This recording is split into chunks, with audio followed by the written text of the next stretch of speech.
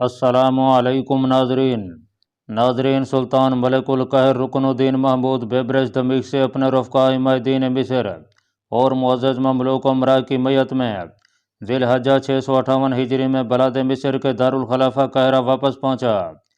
फ़ारसुद्दीन अख्तई को दमिश्क में रूनुमा होने वाले हालात से बाखबर कर दिया गया था, इसलिए वो शहर के सदर दरवाजे पर ममलूक दस्तों के हमरा मौजूद था। दमिश्क से आने वाला काफिला जब सदर दरवाजे पर पहुंचा तो फ़ारसुद्दीन अख्तई की निगाह सुल्तान मलिकुल कहर बेबरेज पर पड़ी, जो कि सफ़ेद लिबास में मलबूस था, जबकि उसके ममलूक रफ़क़ा अस्करी लिबास पहने हुए थे। कहरा में मौजूद हिमायतीन उमरा को सुल्तान मलिकुल मुज़फ़्फ़र के कत्ल और बेबरेज के नए सुल्तान मुंतखब होने की अभी तक इतला नहीं दी गई थी। जो ही बेबरेज अपने रफ़क़ा समेत सदर दरवाजे पर पहुंचा तो फ़ारसुद्दीन अख्तई ने इशारे से उन्हें वहीं ठहरने का इशारा किया। नौवारद काफिला रुक गया। फ़ारसुद्दीन अख्तई का चेहरा मुस्तरब और गज़बनाक दिखाई दे रहा था। वो तेज़ कदमों से चलता हुआ बेबरेज के घोड़े के पास पहुंचा और बागें पकड़कर नीचे की जानिब खींची। घोड़ा नीचे की जानिब खींच सा गया। बेबरेज जुस्त लगाकर ज़मीन पर उतर आया। वो दोनों आमने सामने मौजूद थे। बेबरेज के साथी रफ़क़ा में से चंद एक ने फ़ारसुद्दीन अख्तई की इस बदतमीज़ी पर एहतजाज करना चाहा, मगर बेबरेज ने उन्हें हाथ के इशारे से मना कर दिया। बेबरेज फ़ारसुद्दीन अख्तई की कपकपाती हुई आवाज़ सुनाई दी। दूसरों को नेकी की सलाह देते हो और ख़ुद बदी का मुर्तकिब होते हुए तुम्हें ज़रा आर नहीं आई। मैंने कोई गुनाह नहीं किया, महज इत्तफ़ाक़ था कि सुल्तान मलिक मुज़फ़्फ़र मेरी तलवार से बच नहीं पाया। फिर भी अगर तुम मुझे गुनाहगार समझते हो तो मैं तुम्हारे सामने खड़ा हूँ। तुम चाहो तो मेरे हाथों पैरों में बेड़ियां डालकर मकतूल सुल्तान का मामला काजी के सामने पेश कर सकते हो। बेबरेज ने निहायत तहम्मुल से जवाब दिया, क्या तुम्हारे गुनाह के लिए यह सबूत काफ़ी नहीं है कि तुम अपने तई दमिश्क से ताज सुल्तानी सजा कर कह रहे हो? फ़ारसुद्दीन अख्तई का लहजा बेहद दुरुस्त था। मुझे ताज व तख्त की कभी हाजत नहीं थी। यह तुम्हारे इन साथियों का मुतफ़िक़ा फ़ैसला और इसरार है। अगर तुम मुझे इसके लिए गैर मौजूद समझते हो तो मैं खुद तुम्हें यह हक देता हूँ कि तुम कोई अहल शख्स चुन लो। मुझे कोई एतराज़ नहीं होगा। बेबरेज ने नागवारी से जवाब दिया, मैं तुम्हारी बात पर कैसे यकीन करूँ? कल तक तो तुम इक़्तिदार से दूर भागते दिखाई देते थे और आज हसूल इक़्तिदार के लिए ना सिर्फ सुल्तान मलिक मुज़फ़्फ़र को ही कत्ल कर डाला, बल्कि बगियों के गिरोह की पनाह में आए हो। फ़ारसुद्दीन अख्तई तेज़ लहजे में बोला, मेरे साथ वही लोग हैं जो दरबार कहरा में मुअज़्ज़ज़ीन और साहिब हैसियत लोग शुमार किए जाते हैं। ये सब लोग यहीं से सुल्तान मलिक मुज़फ़्फ़र की मैयत में रवाना हुए थे, तो उस वक्त इन्हें वफ़ादार कहा जाता था, और आज चूँकि वो सब मेरा साथ दे रहे हैं, इसलिए तुम इन्हें बागी और सरकश कह रहे हो। बिला जवाज़ इन पर तोहमत लगाते हुए तुम्हें शर्म आनी चाहिए। बेबरेज का चेहरा गुस्से से सुर्ख हो गया। मैं चाहूँ तो तुम्हें मकतूल सुल्तान के कत्ल के जुर्म में सारी ज़िंदगी के लिए जिंदा खाने में डाल सकता हूँ। फ़ारसुद्दीन अख्तई दांत पीस कर बोला, अगर तुम्हें मकतूल सुल्तान से इतनी ही हमदर्दी है तो मैं पहले भी कह चुका हूँ कि अपना मुकदमा काजी के सामने पेश कर दो। मैं अपने दिफा में हकीकत से मुनहरिफ नहीं होगा। बेबरेज बोला, काजी। फ़ारसुद्दीन अख्तई हंकारा, ताज सुल्तानी हासिल करके काजी के इंसाफ की बात करते हो, जो कि सुल्तान वक्त का हुक्म बजा लेने पर मजबूर होता है।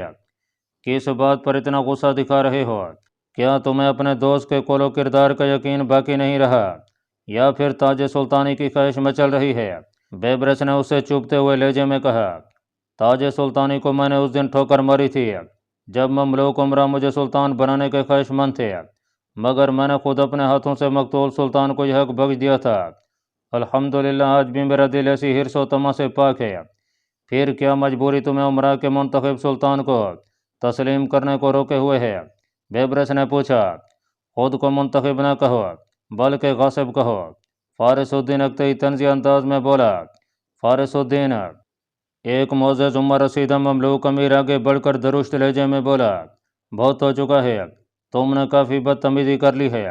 अब अगर तुम्हारे मुंह से एक कलमा और निकला तो अल्लाह की कसम तुम्हारी गर्दन जिस्म से अलग पड़ी दिखाई देगी।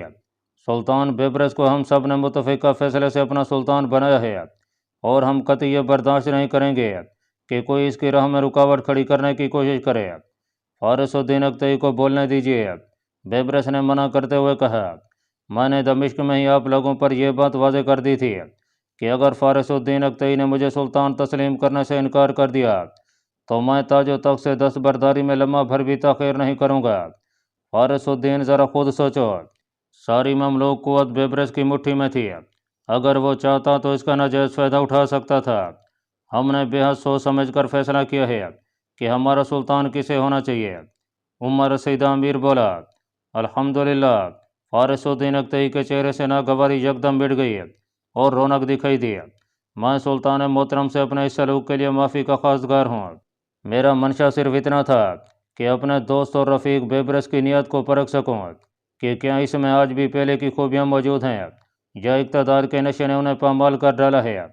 مجھے بے حد خوشی ہے کہ شاہی عمرا نے اس امتحان بھرے دور میں انتہائی دانش مندانہ فیصلہ کیا ہے۔ میں سلطان بیبرس کو قاہرہ میں خوش آمدید کہتا ہوں۔ فارس الدین کا بدلا ہوا لہجہ اور انداز بیبرس سمیت تمام لوگوں کو بے حد عجیب محسوس ہوا۔ چند لمحے پہلے تک تو یہ تسلیم کرنے کو تیار دکھائی نہیں دیتا تھا کہ بیبرس کا انتخاب درست ہے، مگر اچانک اس کے پینترا بدلنے پر شکوک و شبہات دلوں میں گھر کر گیا۔ پھر سلطان بیبرس کا قافلہ شاہی محل کی جانب روانہ ہو گیا۔ فارس الدین اکتئی بھی ساتھ تھا، مگر مملوک عمرا اس پر گہری نظر رکھے ہوئے تھے کہ کہیں وہ کوئی غلط حرکت نہ کر گزرے۔ سلطان بیبرس نے اسی روز اپنا پہلا شاہی دربار لگایا۔ قاہرہ میں موجود تمام عمرا اور معززین کو دربار میں طلب کیا گیا۔ مصری عمرا کو جب بیبرس کی تخت نشینی کا معلوم ہوا تو حیرت و استعجاب سے ان کے منہ کھلے رہ گئے۔ امیر فخر الدین لقمان نے مختصراً سلطان ملک مظفر کی موت کا اعلان کیا اور حالات کی نزاکت کا حوالہ دیتے ہوئے نئے سلطان کے فوری انتخاب کی ضرورت بیان کی، اور پھر عمرا کے متفقہ فیصلے کے نتیجے میں بیبرس کو اپنا سلطان بنانے کی مختصر رودات سنائی۔ مجلس انتخاب کے ان اراکین سے دریافت کیا گیا جو کہ دمشق نہیں گئے تھے، قاہرہ میں ہی ٹھہر گئے تھے۔ انہوں نے بیبرس کے انتخاب پر اطمینان کا اظہار کیا تو باقی لوگوں نے بھی سر تسلیم خم کر لیا۔ یہ الگ بات تھی کہ بیشتر مصری عمرا کے دلوں میں بیبرس کے لیے بغض و نفرت نے جنم لیا۔ وہ بظاہر سب لوگوں کا ساتھ دے رہے تھے، مگر ان کے دماغ بیبرس کے بندوبست کی سازشوں میں مصروف تھے۔ سلطان ملک القاہر بیبرس نے اپنے پہلے شاہی خطاب میں عمرا کے تحفظات اور رعیت کی حفاظت کی یقین دہانی کرائی۔ اس کے بعد اس نے سلطنت میں پھیلے ہوئے ان مفاسد کو پاک کرنے کا اعلان کیا جو کہ اس کے پیش روؤں کے عہد میں سلطنت میں جڑیں مضبوط کر چکے تھے۔ اس نے بلا تاخیر ہر قسم کے ناجائز محصولات اور خراج کو یک قلم موقوف کر دیا۔ اس نے بغداد کی تباہی کا حوالہ دیتے ہوئے مسلمانوں کی حمیت و غیرت کو بیدار کرنے کی کوشش کی اور مختلف مقامات پر قائم شدہ شراب خانوں، قوبہ خانوں اور قمار بازوں کے اڈوں کو مسمار کرنے کا حکم دیا۔ اس نے پہلے ہی دن شریعت اسلامیہ کے خلاف مختلف امور کے خاتمے کے لیے اتنے احکامات جاری کیے کہ دربار میں خوشی کی لہر دوڑ گئی۔ بیبرس پہلے سلطانوں سے بے حد مختلف ثابت ہوا۔ اس نے عمرا کی اس درخواست کو بھی رد کر دیا جو کہ انہوں نے تخت نشینی کی خوشی میں جشن کے انعقاد کے لیے پیش کی تھی۔ بیبرس رات گئے تک دربار کے مختلف معاملات کو دیکھتا رہا اور ان کے بارے میں مناسب احکامات جاری کرتا رہا۔ وہ قاہرہ میں تعطل کے شکار امور سے جلد فراغت پا کر شام کی جانب روانہ ہونا چاہتا تھا جہاں تتاری خطرہ بدستور برقرار تھا۔ ٹھہرو! نقاب پوش شخص کی تیز آواز سناٹے میں گونجی۔ گل وکوز پہلو بدل کر رہ گئی۔ اس آواز سے اس کے کان بخوبی آشنا تھے۔ وہ اسے پہچان چکی تھی کیونکہ وہ شخص شنجی تھا جو انہیں خنجر زنی کی تربیت دیتا رہا تھا۔ لڑکیاں بھی شنجی کو سامنے پا کر مخمصے کا شکار دکھائی دیں۔ تم لوگ یہاں سے فرار ہونے کی کوشش کر رہی ہو جو کہ انتہائی خطرناک اور ناقابل معافی فعل ہے۔ شاید تمہیں معلوم نہیں کہ شیخ کبیر الدین فرار ہونے والوں کے ساتھ کیا سلوک کرتا ہے۔ شنجی، گل وکوز بولی، تم ہماری راہ میں رکاوٹ بننے کی کوشش نہ کرو، کہیں ایسا نہ ہو کہ ہمیں تمہاری لاش بھی یہیں گرانا پڑے۔ اگر تم یہ سمجھتے ہو کہ ہم تمہاری کسی نصیحت پر کان دھریں گے تو یہ تمہاری غلط فہمی ہے۔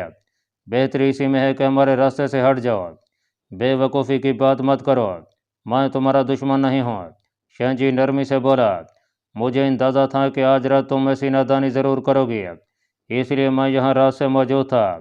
تم شاید یہ نہیں جانتی ہو کہ یہاں صرف ایک منزل نیچے ہزاروں کی تعداد میں خونخوار سپاہی موجود ہیں جو شیخ کبیر الدین کی اندھا دھند پوجا کرتے ہیں، اور وہ تمہیں کسی قیمت پر یہاں سے باہر نہیں نکلنے دیں گے۔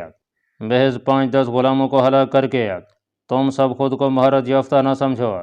نیچے جو لوگ موجود ہیں وہ ہزاروں لوگوں کا خون بہا چکے ہیں، تمہارے ننھے خنجر ان کی تلواروں کے سامنے بے وقت ہیں، اور تم لوگ ان کے لیے بھی طفل مکتب ہو۔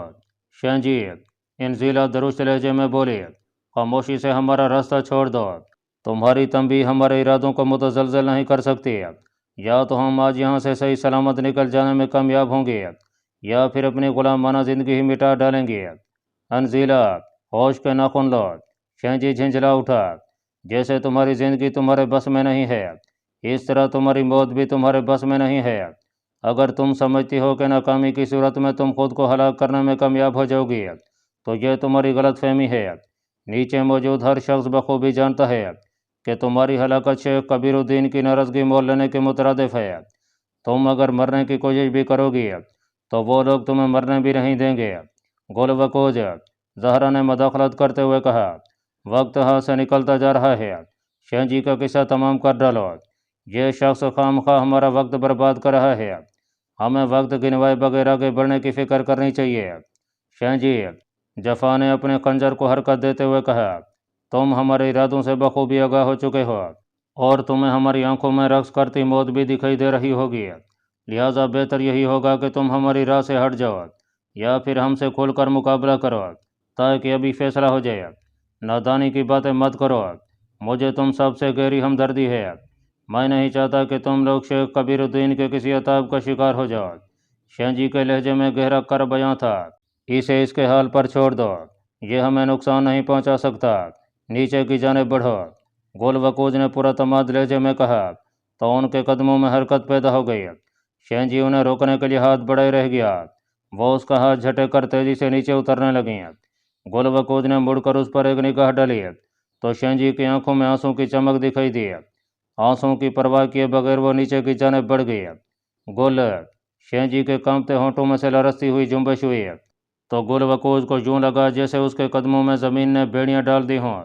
وہ ٹھٹک کر مڑی، وہ متوحش نگاہوں سے شینجی کی جانب دیکھنے لگی، اسے اپنی سماعت پر یقین نہیں آ رہا تھا کہ یہ آواز واقعی شینجی کی ہی تھی۔ ناظرین، ملکہ بدر منیر لولو کو کچھ ہی دیر پہلے شاہی محل سے رخصت ہونے کا سلطانی حکم ملا تھا۔ وہ اپنے ذہن میں مرحوم شوہر سیف الدین قطوزی سلطان ملک مظفر کی حیثیت کے بل بوتے پر بے شمار منصوبے بنے ہوئے تھے کہ اس کی موت کی خبر پاتے ہی شدت غم سے نہ ڈھال ہو کر رہ گئی۔ سلطان کے قتل کا صدمہ اتنا شدید تھا کہ وہ کئی گھنٹے تک سکتے کے عالم میں ڈوبی رہی۔ سلطان ملک مظفر کی غیر متوقع موت کے باعث اس کے سارے خواب بکھر چکے تھے۔ اس نے دوبارہ ملکہ بننے کے لیے بے حد جتن کیے تھے، مگر یہ اعزاز زیادہ دیر تک اس کے قبضے میں نہ رہ پایا۔ وہ قدرت کے اس عجیب فیصلے پر محض تلملا کر رہ گئی۔ جب اسے شاہی کنیز نے سلطان ملک قہر کا حکم سنایا تو وہ بے حد حیران ہوئی کہ اتنی تیزی سے نئے سلطان کا انتخاب بھی کیا جا چکا ہے۔ جب اس نے سلطان ملک قہر کے بارے میں دریافت کیا تو اپنے شوہر کے قاتل کا نام بطور سلطان سننے پر وہ بے چینی و بے قراری سے پہلو بدل کر رہ گئی، غصے سے وہ بھری ہوئی دکھائی دی۔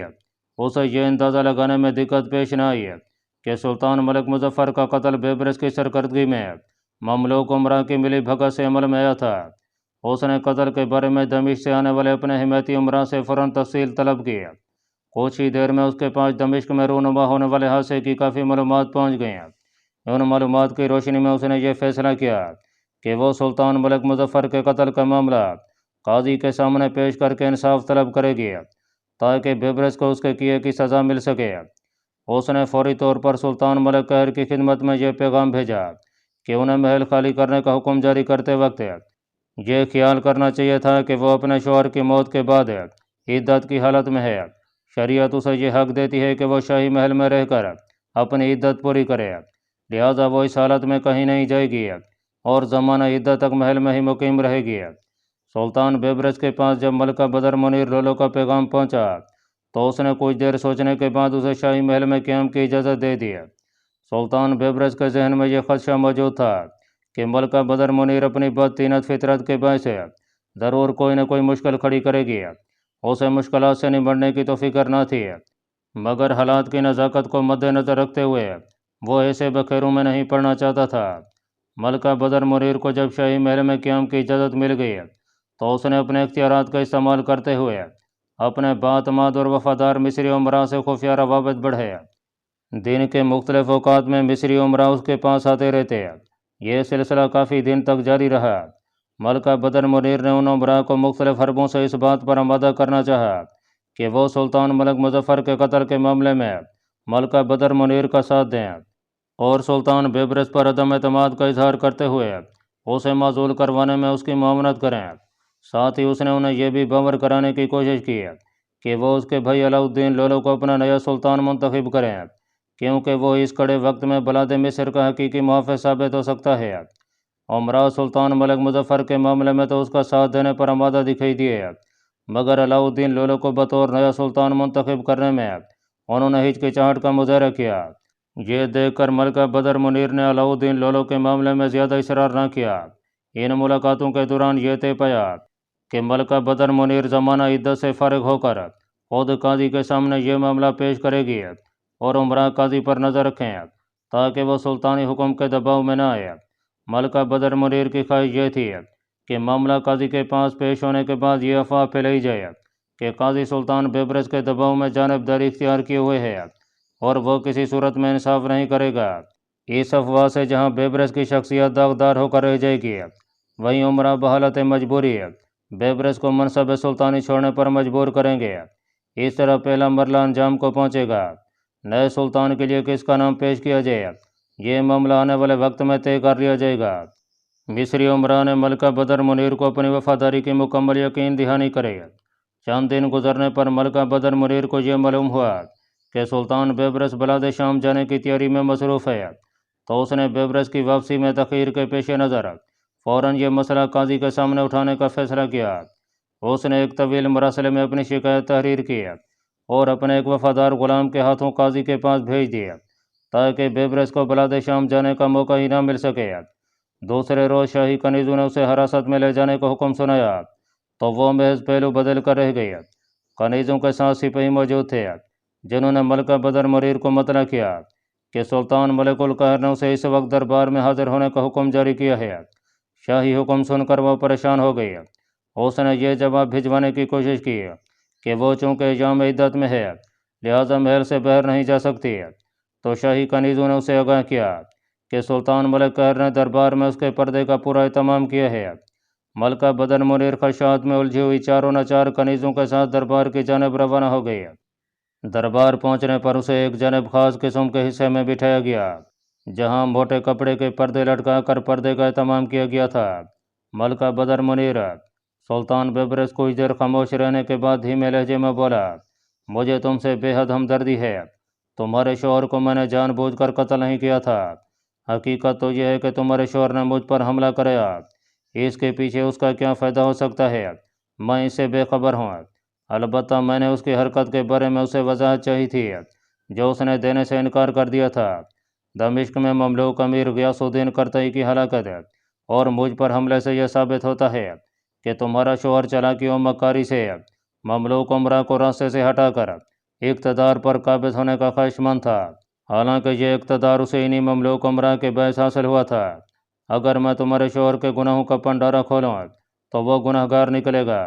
میں نے مرے ہوئے شخص کو مزید بدنامی سے بچانے کی کوشش کی ہے۔ اگر تمہیں عمرا کے بیانات پر یقین نہیں ہے تو تمہیں اس امر کی اجازت حاصل تھی کہ تم قاضی القضات برہان الدین کے پاس معاملہ پیش کر سکتی تھی، مگر تم نے درست راستے کو چھوڑ کر غلط طریقہ اختیار کیا اور ریاست میں بدامنی اور انتشار پھیلانے کی کوشش کی ہے جو کہ قانون کی روح سے جرم قرار پاتا ہے۔ اس بغاوت و سرکشی کی سزا سلطانوں کے ہاں موت مقرر ہے۔ اگر بات صرف مجھ تک محدود ہوتی تو میں تمہیں فراخ دلی سے معاف کر دیتا، مگر قانون سب کے لیے یکساں ہے اور تم قانون کی خلاف ورزی کر چکی ہو۔ سلطان بیبرس کی بات مکمل ہونے پر امیر فخر الدین لقمان اپنی نشست سے اٹھا اور بلند آواز میں بولا، گزشتہ 1 ماہ سے سابق سلطان کی ملکہ بدر منیر نے سلطان ملک القاہر کے خلاف عمرا کو بھڑکانے اور مختلف سازشوں کی تکمیل کی منصوبہ بندی کا سلسلہ شروع کر رکھا ہے جو کہ نظام سلطنت میں خلل پیدا کرنے کی کوشش ہے۔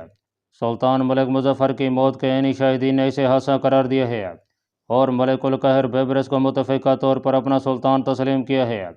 اس وضاحت کے بعد امور سلطانی میں دخل اندازی کرنا ریاست کے قانون کے تحت جرم ہے۔ میں چاہوں گا کہ کسی فیصلے کے سنائے جانے سے پہلے سابق ملکہ بدر منیر اپنے اس طرز عمل کی وضاحت خود کرے۔ یہ سراسر جھوٹ اور بہتان ہے۔ ملکہ بدر منیر تیز آواز میں بولی، مقتول سلطان کی بیوہ ہونے کی بنا پر مجھے یہ حق حاصل ہے کہ میں اپنے شوہر کے قتل کی چھان بین کروا سکوں۔ اس کے لیے میں نے قاضی القضات برہان الدین کی عدالت میں اپنی فریاد بھیج دی ہے۔ وہ انصاف سے کام لیتے ہوئے معاملے کی اصل نو چھان بین کریں تاکہ اصلی قاتل کو سزا دی جا سکے۔ چونکہ میرے پاس ایک معقول وجہ موجود ہے، لہذا سلطان ملک القہر کے خلاف مجھے کوئی سازش کرنے کی ضرورت نہیں ہے۔ ملکہ بدر منیر امیر فخر الدین لقمان نے پوچھا، کیا تم اپنی قیام گاہ میں بے پردہ عمراء کے ساتھ ملاقاتیں نہیں کرتی رہی ہو اور انہیں اس بات پر آمادہ نہیں کرتی رہی ہو کہ وہ سرکشی اختیار کر کے سلطان ملک قہر پر بدگمانی ظاہر کریں اور فساد برپا کر کے قتل و غارت کا سلسلہ شروع کریں؟ یہ بات درست ہے کہ میرے شوہر کے خیر خواہ ذرائع ہمدردی میرے پاس تعزیت کے لیے آتے رہے ہیں اور میری ڈھارس بندھاتے رہے ہیں، مگر یہ جھوٹ ہے کہ میں نے فساد کے لیے انہیں آمادہ کرنے کی کوئی کوشش کی ہے۔ ملکہ بدر منیر نے صفائی پیش کی، ملکہ بدر منیر، تمہارے ان تمام خیر خواہوں کو گرفتار کر لیا گیا ہے اور ان سے حقیقت اگلوائی جا چکی ہے۔